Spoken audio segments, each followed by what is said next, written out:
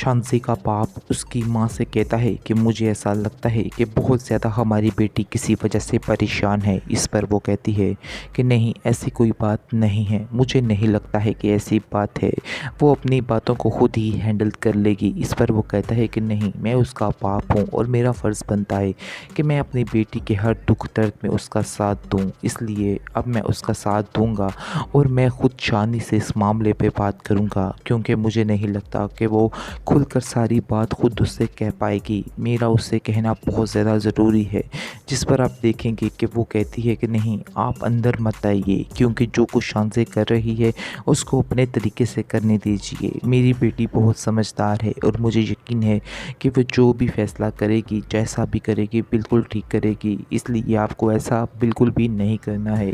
जिस पर आप देखेंगे कि उसका बाप कहता है कि तुम्हारे कहने पे मैं पीछे तो हो रहा हूँ, लेकिन मैं शानी से ख़ुद बात करना चाहता हूँ इस बारे में, ताकि शानी से ख़ुद बात करके सारी तसल्ली हासिल की जाए और ऐसा ना हो कि शानज़ ये ख्वाब ही बुनती रह जाए और उधर वो किसी और को पसंद करता हो या उसके दिल में कुछ और चल रहा हो। इसलिए बेहतर यही है कि मैं कोई ना कोई काम खुद करूँ अपनी बेटी के लिए। मैं अपनी बेटी को इस तरह अज़ियत में नहीं देख सकता हूँ। आगे से आप देखेंगे कि उसकी माँ कहती है कि चलो, जैसे तुम बेहतर समझो वैसे ही कर लेना। आप देखेंगे दूसरी तरफ नादिया जो है वो अपने जैसे ही उसको मंगेतर को फ़ोन करती है और उसको कहती है कि आप लोगों ने आने की तारीख कही थी, लेकिन अभी तक आप आए नहीं हैं।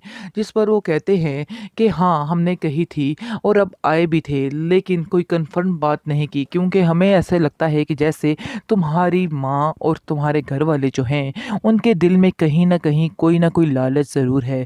आगे से ख़ावर कहता है कि तुम्हें शर्म आनी चाहिए ये बात करते हुए, आखिर तुमने ये बात सोच भी कैसे ली और तुमने ये कैसे सोच लिया कि मैं तुम्हारा साथ दूँगा उन्हें छोड़ के।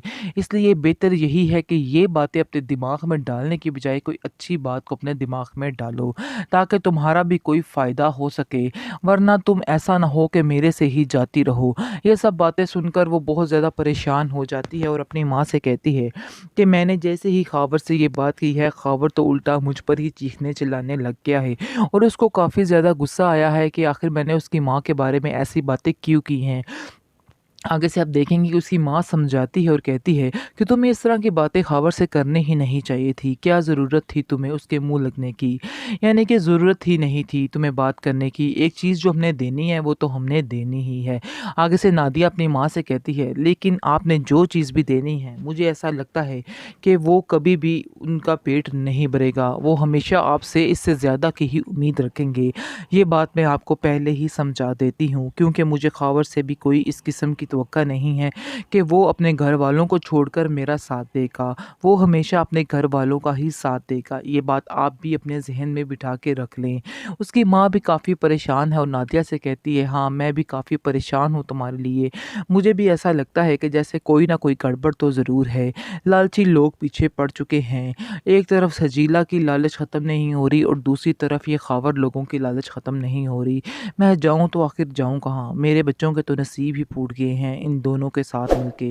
यानी ना ख़ावर ठीक है, ना सजीला ठीक है। ये बातों की उन्हें अंदर से तो समझ पूरी है, लेकिन वो इस बात को इग्नोर कर रही है और कह रही है कि जैसे रिश्ते निभते हैं वैसे ही निभने देने चाहिए। हो सकता है आहिस्ता-आहिस्ता ख़ावर और सजीला दोनों ठीक हो जाएँ, लेकिन ये उनकी बहुत बड़ी भूल है। ऐसा नहीं होने वाला है।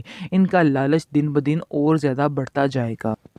शयान और सजीला दोनों कहीं घूमने फिरने के लिए जाते हैं और आप देखेंगे कि सजीला कहती है कि मैं गाड़ी के अलावा अब कहीं तुम्हारे साथ नहीं जाऊंगी।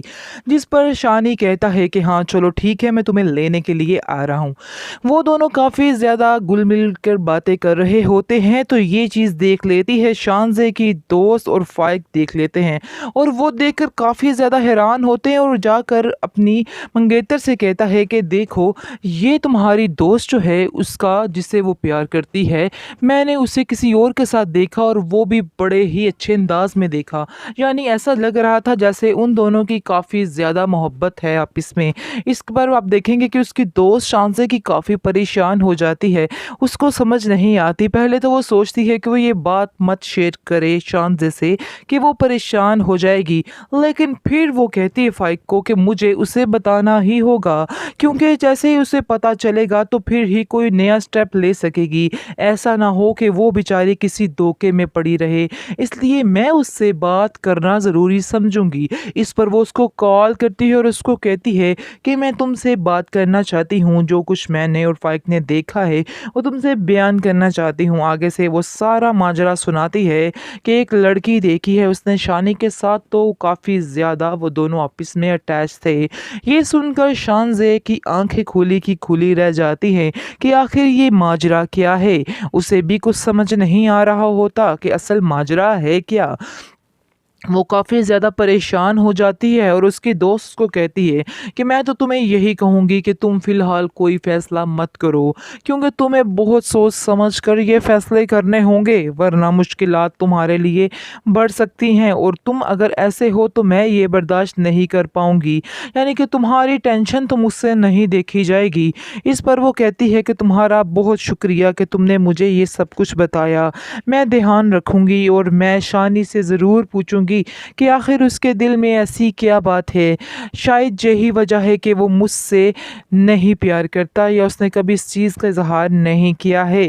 दूसरी तरफ आप देखेंगे कि बेहद परेशान है शानज़े का बाप और वो अपनी बीवी के पीछे पड़ा हुआ है। उसको कहता है कि जितनी जल्दी हो सके इस लड़के से पीछा छुड़वा लो, क्योंकि मैं इस लड़के को पता नहीं क्यों पसंद नहीं करता। उनकी और हमारी क्लास में ज़मीन आसमान का फ़र्क है। ये चीज़ तो सोचनी चाहिए थी शानज़े को, लेकिन शानज़े ने कुछ भी नहीं सोचा और उसने बहुत ही गलत किया है। और मुझे आज अफ़सोस हो रहा है कि मेरी बेटी की पसंद इतनी घटिया भी हो सकती है। लेकिन अब देखेंगे कि शानज़े की माँ जो है वो उसका भरपूर साथ देती है और कहती है कि नहीं, आप जो सोच रहे हैं बिल्कुल गलत सोच रहे हैं, ऐसा कुछ भी नहीं है। मुझे नहीं लगता है कि उसकी चॉइस घटिया है, मुझे भी वो लड़का बहुत ही अच्छा लगा। इसलिए बेहतर यही है कि हम भी दोबारा इस टॉपिक पर बात ना करें, क्योंकि मैं जानती हूँ कि मेरी बेटी कभी कोई गलत फैसला नहीं करेगी। इस पर वो खामोश हो जाता है और कहता है देख लेना, क्योंकि ये ना हो कि कल को आप लोगों को पछताना पड़े, मेरी बेटी को पछताना पड़े। इसलिए आप देखेंगे कि वो उससे गुस्से से कहकर यहाँ से चला जाता है। दूसरी तरफ आप देखेंगे कि इस कदर एहसानात बढ़ते जा रहे हैं शानज़े के उसके शानी के घर वालों के ऊपर, जिसकी वजह से शानी काफ़ी ज़्यादा परेशान है।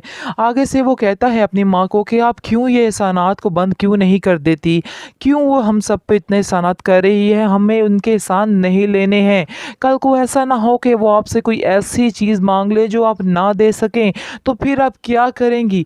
इस पर आप देखेंगे कि उसकी माँ उसको समझाती है कि बेटा नहीं, ऐसी कोई बात नहीं है, अगर वो कुछ जान भी मुझसे मांगेगी तो मैं जान भी उसको देने को तैयार